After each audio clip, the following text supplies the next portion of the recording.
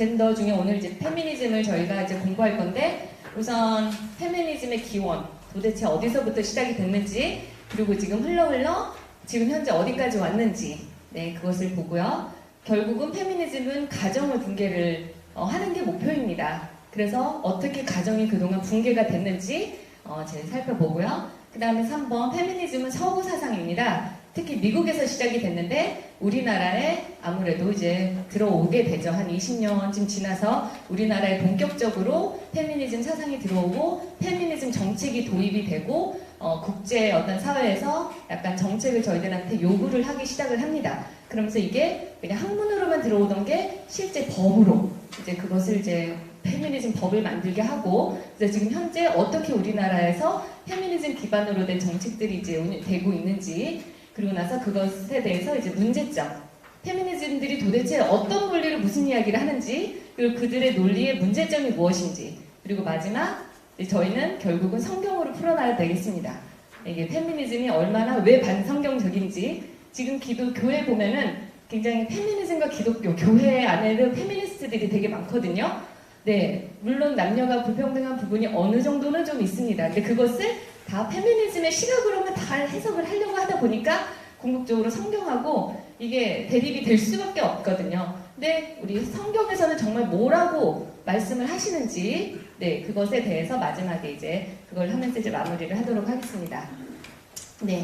페미니즘과 젠더를 이해하기 전에 20세기 이데올로기의 흐름을 제가 잠깐 알려드리겠습니다. 이것만 이해해도 그냥 반은 이해하신 거라고 생각을 하면 됩니다. 이것만 그냥 숙지를 하시면 되는데, 일단은 그 기원은 그냥 저희가 마르크스에서 시작을 하면 되겠습니다. 그 전에도 솔직히 이론가들이 굉장히 많고 계몽사상, 뭐 이성주의 많지만 합리주의 많지만 그 사람들은 어떻게 보면은 탁상 공론이었습니다. 그러니까 그냥 사유로 끝났지 행동으로 옮겨라 그런 것까지는 아니었거든요. 근데 마르크스부터 와서 행동으로 옮기게끔, 그리고 사상 자체도 굉장히 극단적이었고, 네, 기본적으로 마르크스는 가정과 종교를 해체하는 게 목표였습니다. 네, 그거에 대해서 조금 이따가 공산당 선언에서 뭐라고 이야기하는지 실제 한번 저희가 좀 살펴볼 거고요. 그 다음에 이제 마르크스 다음에 또 다른 이제 중요한 인물이 나옵니다. 프로이드.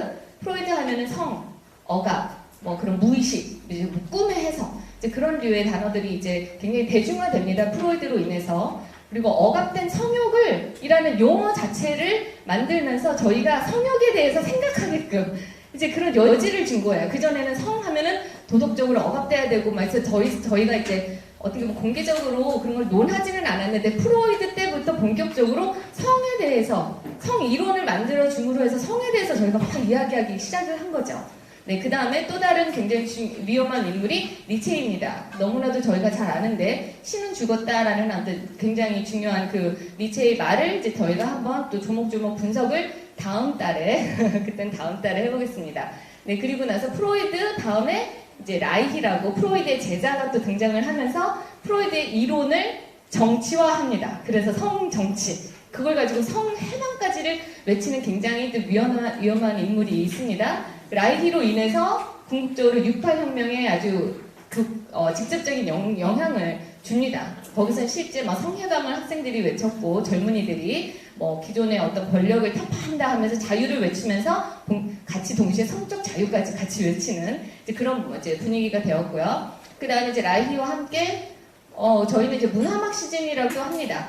그러니까 문화 막시즘이라는 그 표현이 제가 위에도 써놨지만, 미국에서는 막시즘과 포스트 막시즘으로 솔직히 이제 많이 나눕니다. 그러니까 막시즘의 어떤 직접적인 영향을 받았던 시기가 20세기 초반, 그쯤까지라고 하면은 20세기 한 초중반부터는 막시즘의 좀 변형이죠. 그 시대를 전체적으로 다 포스트 막시즘이라고 하고, 그냥 저희가 문화 막시즘이라고도 하고요. 그러니까 조금 더 작은 범위의 이제 문화 막시즘은 저희가 보통 이야기하는 뭐 마르쿠제나 이제 그런 사람들을 저희가 이제 조그마한 범위에서 문화 막시즘이라고 하는데, 큰 그림에서 그냥 20세기 초중반부터 전체를 다 문화 막시즘, 포스트 막시즘이라고 이야기를 저희들이 합니다. 그 기반의 이론적인 기반을 이제 문화 막시스트들이 합니다. 조금 이따가 제가 또 자세하게 이야기를 하겠는데, 이제 여기 밑에 키워드도 제가 적어놨거든요. 그러니까 그 뒤에다가 제가 다 설명을 드릴 거예요. 근데 다시 돌아오시면 이게 그 뜻이구나라고 이제 아시지 않을까 하는 생각이 듭니다. 그래서 문화막시즘의 이론과 라이히의 성혁명, 이게 같이 접목이 되면서 68혁명이 엄청난 굉장히 신좌파 운동으로 해서 그때 이후에 지금 어떻게 보면은 전 세계의 흐름이 이렇게 바뀌었다고 할 수 있겠습니다. 솔직히 그 문화 막시스트들은 나가서 활동하는 사람들이 아니었고요. 그냥 사무실에 앉아서 연구하고 글 쓰는 사람들이었습니다. 실제 그 사람들은 68혁명 때 한 번도 그 자리에 나가지 않았습니다. 네. 그리고 밑에 또 그 문화 막시즘과 라이히로 인해서 68혁명이 났고 그 이제 한 분파로 페미니즘이 그때 본격적으로 등장을 합니다. 그래서 저희들이 말하는 페미니즘은 이때 시작이 됐다라고 보시면 되겠습니다. 그전에도 여성은 억압받았다, 불평등하다라는 이야기가 솔직히 1700년대, 1800년대도 굉장히 많았지만 이때 먹힌 거죠. 분위기가.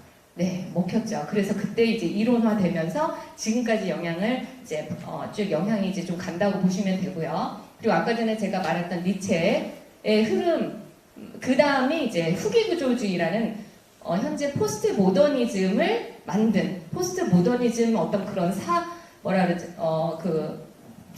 전체 흐름을 사조를 만든 이론이 후기구조주의입니다. 그러니까 어떻게 보면 좁은 의미에서 후기 구조주의는 포스트 모더니즘과 같다고 보시면 돼요. 포스트 모더니즘은 전반적인 사회 현상이라고 보면 그것의 이론은 후기 구조주의에서 왔다라고 보시면 되고 후기 구조주의와 문화 막시즘은 조금 프랑크푸르트는 조금 다릅니다. 그 색깔이 다르고 하지만 결국은 궁극적으로 마르크스에서 시작이 됐다라는 거 제가 그 흐름을 전체적으로 좀 다 보여드리겠습니다. 그러면서 이제 20세기 중후반부터 이제 포스트 모더니즘이라는 현상이 이제 전체적으로 이제 장악을 하게 됐고 저희도 굉장히 익숙한 단어죠. 포스트 모더니즘. 근데 그런 흐름 속에서 젠더 이데올로기가 나왔습니다.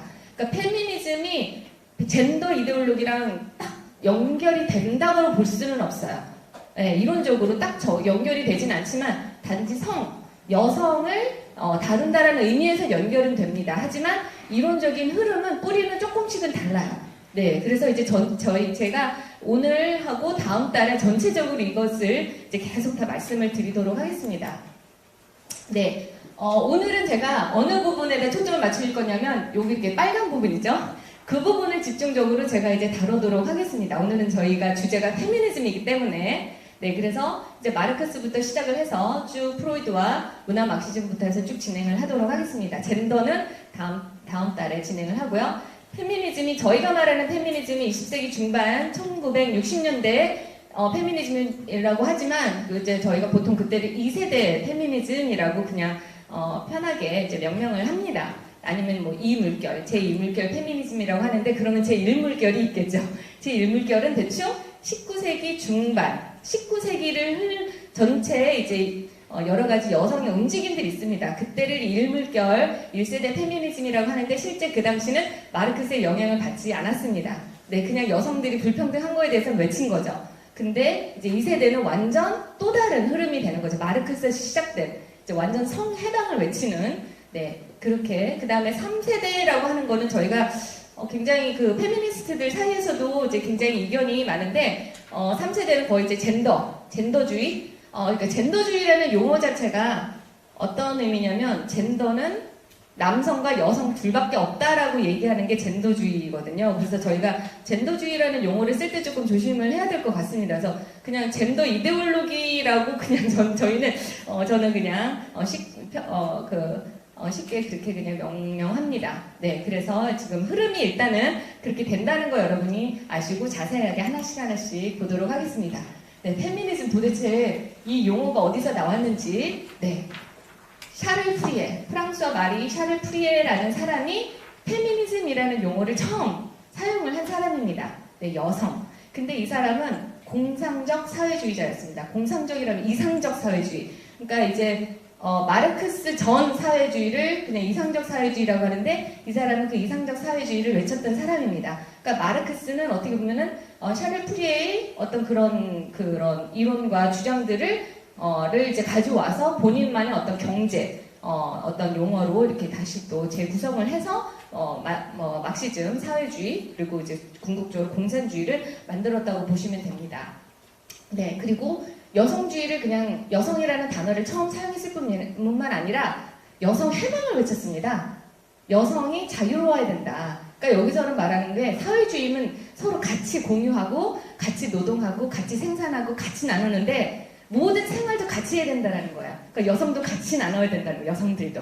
남성과 여성과 같이 집단 생활을 해야 된다는 거죠. 그렇게 되면 아이를 낳겠죠. 그럼 아이도 집단 양육을 해야 된다고 하는 게 이 사람의 주장입니다. 그래서 이 사람은 마을 공동체, 팔랑스라는 마을 공동체를 실제 만들려고 했어요. 실제 만들려고 하다가 결국은 이제 못 만들게 됐는데 목표가 일단은 노동 생산성과 경제적 평등성을 달성한다. 다 똑같이 함께 생활을 하면서 같이 나누고 그러면서 두 번째 또 다른 목표가 여성의 해방. 그러니까 즉 성적인 해방. 근데 이 사람은 말하기에 성해방이 그냥 내 남편이 아닌 다른 남자와의 어떤 그런 관계가 아니라 어떤 종류의 성들이 다 허용이 되는 그런 정도의 성해방까지를 외쳤습니다. 이 사람이 사회주의인데다가 여성해방을 외쳤어요. 그러니까 사회주의와 여성해방, 페미니즘은 그냥 같이 가는 거라고 여러분이 보시면 되겠습니다. 네. 그런데 이제 워낙 앞서갔기 때문에 그 당시 많이 묻혔죠. 네. 그러면 이제 페미니즘 이제 1세대, 2세대, 3세대를 한눈에 볼 수 있게 제가 정리를 했습니다. 아까 전에 말씀드렸듯이 1세대는 이제 19세기 그쯤 쭉 해서 1920년이니까 20세기 초반 1920년에서 왜 끝나냐면 그때 이제 참정권을 여성들이 이제 획득하게 되거든요. 그러니까 참정권이 목표였어요. 남성과 동등한 어떤 그런 대우를 받고자 하는 어떤 최종 목적이 참정권이었거든요. 참정권을 딱 얻고 나서는 이제 더 이상 이제 싸울 의지가 없었던 거죠. 어떤 동기부여가 안 됐기 때문에 그때 이제 마무리가 되면서 그때 또 1차 세계대전, 2차 세계대전 하면서 이제 너무 정신없기 때문에 여성들이 이런 거 싸울 그런 여력도 없었고 이 당시를 자유주의 페미니즘이라고 합니다. 이때는 중요한 게 사회구조 내에서의 남성과 동등한 대우를 원했어요. 사회주의 그 구조 안에서. 그 구조 자체의 문제 삼지 않았습니다. 그게 이 2세대 페미니즘과의 차이예요. 네, 그래서 이 당시는 우리에게도 재산권을 달라. 그리고 이혼권이라고 했는데 남자가 여자를 상대로 이혼을 소송할 수 있지만 여자는 절대 이혼 소송을 먼저 할 수 없었습니다. 그러니까 여자는 이혼을 당하는 거죠. 그리고 이혼을 당했으면 절대 아무것도 받지 못하고 그냥 집안에서 내쫓겼습니다. 그러다 보니까 실제 결혼을 하지 못하거나 아니면 이혼을 당한 여자들은 사회에서 설 곳이 없는 거예요. 네, 그래서 실제 정말 고아와 과부를 하나님께서 돌보시라고 예수님께서 돌보시라고 했던 게, 이 사회가 진짜 그럴 수밖에 없었겠구나. 이 사람들은 어떤 도움 없이는 살 수 없는 그런 상황이었거든요. 그것을 대해서 외친 겁니다, 이 여성들은. 그리고 양육권, 다 박탈당하니까. 자녀도 볼 수 없고. 네, 그리고 궁극적으로 이제 참정권을 이제 그 당시 이제 외쳤는데, 정말 엄청난 이제 피비린내 나는 싸움을 정말 했죠. 목숨 걸고 여성들이 싸워서 궁극적으로는 참정권을 이뤄냅니다. 그래서 많은 서구 사회에서 이제 이뤄내고 미국이 이제 1920년을 이제 마지막으로 해서 이제 1세대 페미니즘이 마감을 합니다. 그러다 2세대 페미니즘이 이제 1960년대 그 마르크스의 영향을 받은 문화 막시스트들의 어떤 이론을 기반으로 한 그 이제 페미니즘이 이제 나오는데 이때를 저희가 급진이라고 이제 얘기를 합니다. 미국에서도 radical feminism이라고 하는데 정말 급진적인 거죠. 정말 극단적인 그 모습을 보입니다. 그러니까 아까 전에 사회구조 내에서라고 하는데 여기서는 체제 자체가 문제다. 사회구조 내가 아니라 이게 사회구조 자체가 문제다. 이 사회구조 자체가 문제인데 이들은 그것을 가부장제라고 명명을 했습니다.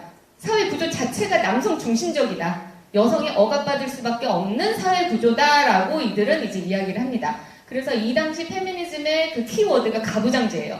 이 단어를 여러분이 아시면 여성들이 얘기하는 게 다 결국 가부장제 얘기입니다. 아직까지도 가부장제 얘기입니다. 이렇게 평등한 사회에서 사는데 저는 한 번도 억압당했다는 생각을 하지 못했습니다. 지금 제가 이 자리에서 정말 많은 분들한테 이런 이야기를 하는 것 자체도 얼마나 제가 굉장히 자유로운 그런 저기가 있기 때문에 이런 자리에 제가 쓴 거 아닙니까? 그럼에도 불구하고 여성은 아직까지도 억압받아도 불평등하다라고 이야기를 하는데 그냥 그 90년대 그 가부장제 그 용어를 아직까지도 쓰고 있는 겁니다. 거기에 함몰돼서 벗어나지를 못해요, 지금 페미니스트들이. 네, 그래서 이들의 목표는 그것을 전복해야 된다는 거예요. 체제 자체를 뒤집어 엎어야 된다는 거예요. 그러니까 마르크스가 해방을 외쳤고 혁명을 외쳤는데 이들을 똑같이 외칩니다. 혁명을 하자. 노동자 계급이 이제 혁명을 해서 여기서는 여성 계급, 여성들이 혁명을 일으켜야 된다라고 합니다. 그래서 이제 이 세대 페미니즘은 되게 중요한 게 결국은 남성과 여성의 관계예요. 섹스를 기반으로 한, 타고난 성을 기반으로 한 불평등을 얘기를 하는 반면에 3세대로 넘어오면서는 이제 용어 자체가 섹스에서 젠더로 넘어가죠. 네, 다음 달에는 제가 이제 어떻게 이게 섹스가 얼렁뚱땅 젠더로 넘어갔는지, 어디서부터 이게 젠더가 스물스물 들어왔는지 갑작스럽게 드러난 게 아닙니다. 그것도 굉장히 기원이 좀 깁니다. 그래서 그것을 이제 나중에 어떤 심리학자가, 성심리학자가 젠더라는 용어를 그때 썼을 뿐인 거지, 그 전에 이미 그런 움직임은 있었다라는 것을 이제 아시면 되고요. 그 다음에 3세대에 와서 1990년대에 본격적으로 젠더라는 용어가 이제 만들어지면서 이제 뭔가 남녀의 문제가 아니라 남녀를 구분하는 이 성이 문제다. 이 구조, 이 체제. 네, 남녀의 그 성이 문제다. 그래서 이제는 성에다가 이들은 집중하기 시작합니다. 그래서 섹스, 남녀 얘기를 하지 않고요. 더 이상 용어 자체가 이제 젠더 아이덴티티, 섹슈얼 오리엔테이션이라는 용어로 이제 바뀌는 거죠. 그러면서 그때 본격적으로 나온 게 이제 퀴어 이론입니다. LGBT. 네, 그게 본격적으로 나왔고, 제가 처음에 미국 갔을 때도, 그 동성애 교수님들도 계셨고, 가면 맨날 그런 책을 읽었어요. 1600, 700년대에 나왔던 작품에 굉장히 어떻게 동성애 코드가 그 안에 들어가 있었는지, 얼마나 그들이 굉장히 사랑을 나눴는지, 그런 거에 대해서 논의하고 논문 쓰고 계속 그런 공부를 했습니다. 근데 나중에 보니까 이게 그런 거였구나. 나중에 알았죠. 그래도 그 시간에 막 발표하면서 굉장히 칭찬을 받았던 기억이 납니다. 회개합니다. 네. 그러면 페미니즘의 이제 뿌리가 마르크스라고 했지 않습니까? 네. 그럼 페미니즘을 이야기하기 전에 마르크스가 무슨 이야기를 했고 그 당시 무슨 상황이었는지를 이야기하고 키워드를 이야기하면서 연결을 짓도록 하겠습니다. 네, 일단 마르크스가 이제 외치기 시작했을 때가 한참 이제 산업혁명으로 인해서 고도의 산업화, 네, 이제 대량 생산, 이제 하면서 굉장히 이제 부유한 삶을, 경제적인 삶을 누리고 있었습니다. 그게 자본주의의 어떤 장점인 거죠. 하지만 당연히 장점이면에 단점이 있기 마련이지 않습니까? 저희 인간 사회가 불안정하기 때문에. 그러다 보니까 있는 자와 없는 자가 이렇게 드러나게 됩니다. 가난한 자가 생겨나고, 가난한 자는 더더욱 가난해지고, 있는 자는 더더욱 이제 있어지고, 돈이 돈을 만든다고 하다 보니까 이제 빈부의 격차가 이제 생겼어요. 그러니까 그게 또 솔직히 그 당시 사회의 이제 문제이긴 했는데, 마르크스는 딱 거기에 이제 집중을 한 거죠. 빈부 격차? 자본주의가 문제야. 이 자체가 문제야. 그러니까 거기에 이제 초점을 맞추기 시작을 합니다. 그런데 이제 카르 마르크스는 기본적으로 본인의 그 사상 자체가 공산사회가 이제 그의 궁극적인 목표입니다. 유토피아. 모든 것이 다 평등한. 그래서 이제 뭐 사유재산, 가족과 그 사유재산, 국가, 그 국가라는 그 책에서 보면은요, 공산사회부터 시작합니다. 그 당시 옛날에 공산사회에서는, 그러니까 문명의 초기에서는 모두 다 같이 공유했다라는 거죠. 그러니까 그거부터 시작을 합니다. 근데 제가 이렇게 읽으니까 굉장히 편협한 거예요. 그것만을 이제 일반화하는 거죠. 그런 상황도 있을 수도 있겠지만, 네, 그러니까 그런 식으로 이제 막 논리를 만들어 나가면서 궁극적으로는 이 문명은 결국은 공산사회, 유토피아로 갈 것이다라는 게 이제 이 사람이 이제 주장입니다. 그런데 지금 보니까 자본주의로 인해서 엄청난 불평등이 있지 않습니까? 엄청난 갈등이. 근데 보니까 갈등 구도가 결국은 있는 자, 이는 부르주아지, 그리고 없는 자, 노동자 계급의 갈등 구도라는 거죠. 그러니까 결국은 어차피 공산사회로 갈 건데 결국은 뒤집어질 거라는 거죠. 언젠가. 왜냐하면 이걸 부조리하기 때문에 언젠가는 필연적으로 무너지겠지만 어차피 무너질 거 일찍 무너뜨리자 한 거죠. 그래서 혁명을 일으키자라고 이제 막 이렇게 분위기를 만듭니다. 그래서 누가 혁명을 결국 일으킵니까? 부조리하다고 느끼는 자들이 혁명을 일으켜야 되죠. 왜냐하면 가진 자들은 악이기 때문에. 네, 그렇기 때문에 노동자 계급이 혁명을 일으키고, 그래서 서로 같이 그 자본주의를 전복하고 같이 나눠 가지면서 이게 사회주의를 통해서 결국은 공산주의로 가는 게 이제 목표였고, 시간을 좀 땡기자. 그러기 위해서는 약간의 물리적인 충돌은 필연적으로 수반이 된다라고 하면서 인정합니다. 그러니까 사람들이 대의를 위해서 약간의 피비린내 나는 거는 있을 수 있다. 왜냐면 유물론적인 사고에 근간하기 때문에 인간은 존엄하지 않거든요. 인간은 이 세상에서 끝나는 거기 때문에 벌써 이제 그런 사고가 여기 그냥 깔려있는 것을 저희가 알 수 있습니다. 네, 그러면서 마르크스가 공산당 선언을 합니다. 혁명하자. 그 노동자 계급의 혁명을 일으키자라고 하면서 중간에 이런 이야기를 합니다. 공산주의는 영원한 진리를 폐기하며 모든 종교와 도덕을 폐지한다. 따라서 공산주의는 모든 과거의 역사적인 경험, 전통이라고 하죠, 저희가. 전통과 지혜라고 하죠. 그것에 반하도록 행동한다. 그리고 공산주의자들은 자신의 목적이 오직 모든 현존하는 사회적 조건들을 전복시키는 것에 의해서만 달성될 수 있음을 공개적으로 선언한다. 라는 게 굉장히 길은 선언문의 중간에 딱 한 부분에 나옵니다. 근데 이게 솔직히 네, 맞습니다. 그런데 보면은요, 진리, 마르크스가 이제 폐기하려고 했던 게 진리, 종교, 도덕, 그렇죠. 그리고 전통. 즉, 그것을 뭐를 하려고 하냐면 다 폐지, 전복. 이게 이제 마르크스의 이제 키워드거든요. 근데 생각해보면은 제가 미국에서 계속 논문을 쓸 때 저희 굉장히 많이 사용했던 키워드가 전복이었어요. 전복, subversive. 제 논문에도 subversive. 그러니까 그게 그냥 세뇌가 된 거죠. 그 전복이라는 용어가 마르크스가 만들어낸 건 거예요. 그 흐름이, 네. 네, 그래서, 그 논문도 이거 다 버려야 되겠구나. 생각을 하고 있습니다. 일단. 근데 보니까 자본주의가 이렇게 이제 뒤집어져야 되는데, 뒤집어지는데 이제 좀 방해 요소들이 있는 거죠. 딱 봤더니 세 가지. 가족. 그렇죠? 가족. 그리고 종교라고 했지만 기독교입니다. 그 당시 서구 사회는 기독교니까. 그리고 궁극적으로 국가가 이 혁명을 방해 요소라는 거죠. 왜냐면은 가족이라는 게 사유재산을 강화시키기 위해서 만들어진 제도라는 거예요. 사랑, 배려 그런 거 없습니다. 그냥 단지 사유재산을 이제 다음 세대로 이제 연결시키기 위해서 꼭 필요한 어떤 수단이라는 거죠. 그리고 그러니까 또 가족이라는 제도 자체가 도덕을 강조하지 않습니까? 도덕, 그렇죠. 그 안에 질서. 근데 이놈의 도덕 때문에 이게 안 뒤집어지는 거죠.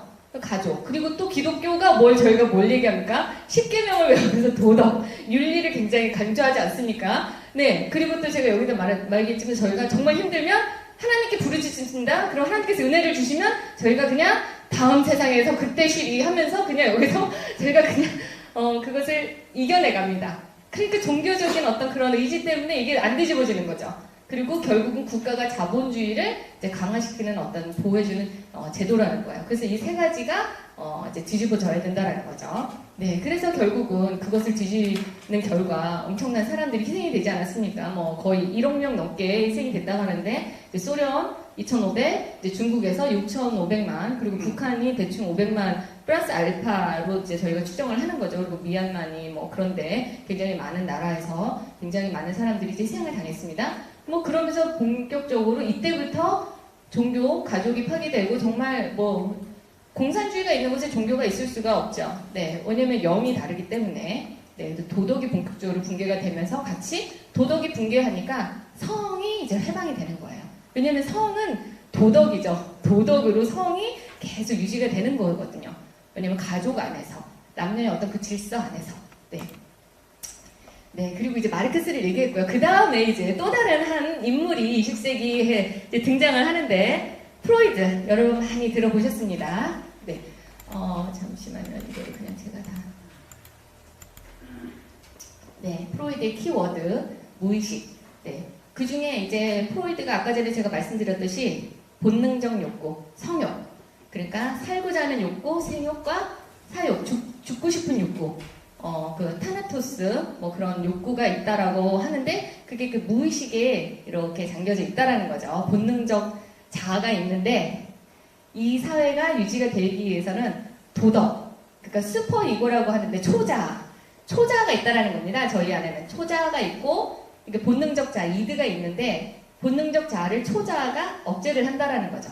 도덕. 근데 그거는 의식 속에서 저희가 이렇게 굉장히 도덕적인 삶을 살려고 하지 않습니까? 근데 저희 내면에는 무의식 속에는 계속 그런 욕구가 있다라는 거죠. 근데 그것을 초자아가 있기 때문에 이게 넘어가지 않는데 그것을 중간에 밸런스를 맞춰주는 게 바로 에고라는 거죠. 자아. 네. 그래서 이제 그 자아가 이제 어떻게 보면 슈퍼이고와 이드의 어떤 그런 갈등을 유지를 해줌으로 해서 문명이 지금까지 유지가 됐다라는 게 이제 프로이드의 이제 이론입니다. 근데 프로이드가 그래서 궁극적으로 이 사람도 굉장히 성에 집착했거든요. 모든 남녀 관계, 모든 가족 관계를 다 오이디푸스 콤플렉스 뭐 갑자기 여성 갑자기 이름 생각이 안 나는데 우리 민성규 교수님 계셨으면 딱 말씀해 주셨을 건데 네, 그 콤플렉스 다 모든 게 성으로 다 해석이 됩니다. 굉장히 성에 함몰된 사람이었거든요. 하지만 그래도 그 당시 이렇게 어떤 도덕이나 그런 거를 넘기지는 않았어요. 근데 굉장히 위험한 어떤 수위까지 제가 봤을 때는 이제 갔다고 생각을 합니다. 그런데 그 제자가 있죠. 빌헤름 라이히가 이제 프로이드의 제자였는데 봤더니 빌헤름 라이히의 성향상 프로이드가 자꾸 이렇게 도덕을 외치고 뭔가 뭐 억압을 얘기를 하는데 이 빌헤름 라이히는 이드만 강조하기 시작했습니다. 이드. 왜 본능적 욕구를 굳이 왜 그렇게 맨날 억압을 시켜? 그냥 그거 그냥 해방을 시켜. 하면서 마르크스의 경제학을 가져옵니다. 굉장히 억압된 것을 해방해라. 그렇죠? 거기에다가 프로이드의 성담론을 가져와서 본인만의 성경제학을 만들어옵니다. 네, 그래서 그 비교를 해보면은요, 마르크스는 이제 노동력이 이제 억압되고 착취됐다라는 거잖아요. 근데 라이히는 성욕구가 억압되고 착취됐다. 그 용어는 그대로 마르크스 용어를 가져오고 프로이드의 담론을 가지고 와서 자기만의 거를 만드는 거죠. 그리고 똑같은 얘기를 합니다. 라이히가 보니까 이 성욕구를 억압하는 제도가 딱 뭡니까? 가족 그리고 교회, 종교들하는 거죠. 그렇죠. 왜냐면은 가족은 저희가 일부일처제를 유지하려죠. 그러면 저희가 굉장히 그 안에 질서가 있습니다. 그것을 억압이라고 본 거죠.